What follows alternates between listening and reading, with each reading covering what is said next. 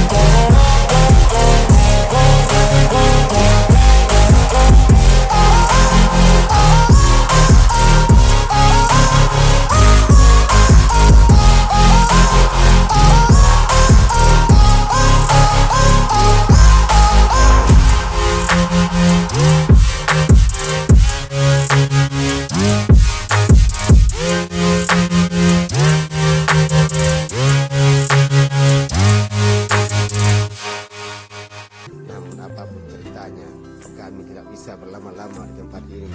Ini tempat yang sangat sekali berbahaya untuk kita bermain-main di wilayah ini. Karena apabila datang bah besar dari atas, entah kemana akan bawanya kita. Mari kita menikmati alam yang sangat indah, air yang sangat bening, dan juga lokasi ini sangat alami. Kita bisa menikmati alam yang sambil kita mengucapkan rasa syukur kepada Yang Kuasa bahwa apa yang kita lihat ini merupakan hal yang membuat kita bertambah keimanan.